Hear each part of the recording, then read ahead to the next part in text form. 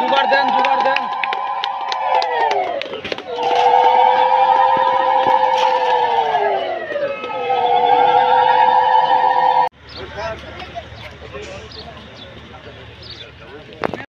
মানুষের কাজ করার জন্য, মানুষের সেবার জন্য, দেশ রক্ষার জন্য, দেশকে শক্তিশালী।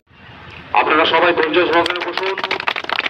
এই মাত্র আমাদের ফলক উন্মোচন অনুষ্ঠানটি যারা বিগত দিন ক্ষমতায় ছিল, যারা এই রাজ্যের মানুষকে কি করে শোষণ করেছে, বঞ্চিত করেছে, তাদেরকে জিজ্ঞাসা করা উচিত। আজকের দিনে দাঁড়িয়ে দেখবেন মাঝে মধ্যে মানুষকে বিভ্রান্ত করার চেষ্টা করে।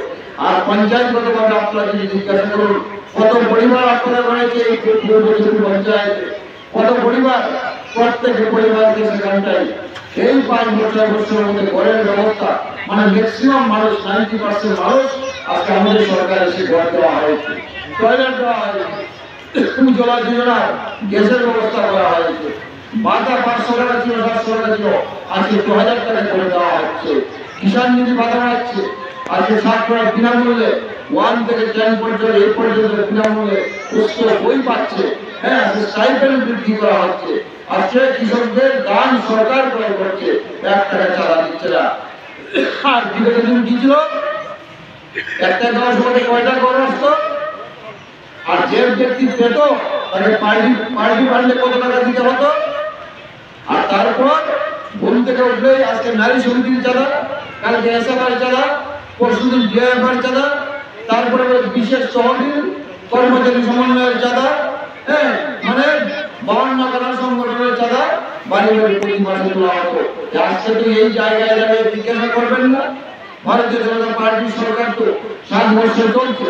আমাদের অঙ্গ সংগঠন যুব চাই বলুন, কিষাণ চাই বলুন, মহিলা চাই বলুন, ভারতীয় জনতা পার্টি বলুন, কারো বাড়িতে যায় করার জন্য। কল্যাণপুর বহুনগর বিধানসভার অন্তর্গত পূর্বচেবড়ি পঞ্চায়েত এলাকার বৃন্দাবনঘাট বাজারে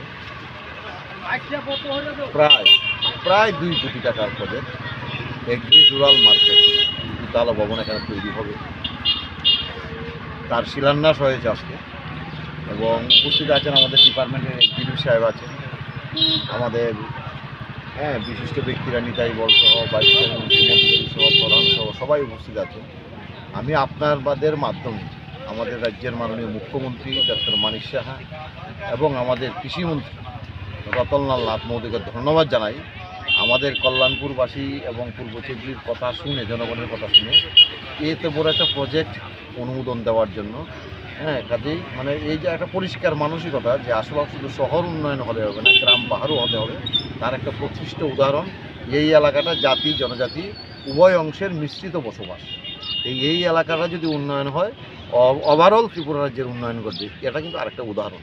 তার জন্যই ওনাদেরকে আমি ধন্যবাদ জানাই এবং আমি খুব যিনি এজেন্সি ওনার সঙ্গে কথা বলেছি, এক্সিকিউটিভের সঙ্গে কথা বলেছি, যে সময় সম্ভবত 18 মাস বলে সম্ভবত সময়টা, এই সময়ের মধ্যেই যাতে তৈরি হয় এবং আমরা যত তাড়াতাড়ি পারি ব্যবসায়ীদের হাতে, কৃষকের হাতে সেটা তুলে দিতে পারি এবং মানুষটা যাতে তার থেকে পরিষেবা পায়।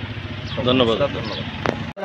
আজকে মানব জাতি বলুন, জনজাতি বলুন, আজকে স্বাধীনভাবে নিজেরা নিজেদের মতো করে থাকতে পারছে, স্বাধীনভাবে আত্মনির্ভর ঘোরাফেরা করতে পারছে। আজকে পাহাড়ি বাঙালি জনজাতির মধ্যে বিবাহ বন্ধন হচ্ছে, আত্মীয় সম্পর্ক তৈরি হচ্ছে। তার মানে আমরা ভারতবাসী, আমরা ত্রিপুরাবাসী নিজেদের সহায় সম্পত্তি বৃদ্ধি করার জন্য, দিল্লি কলকাতা বাড়ি তৈরি করার জন্য, নিজেদের ছেলে মেয়েদের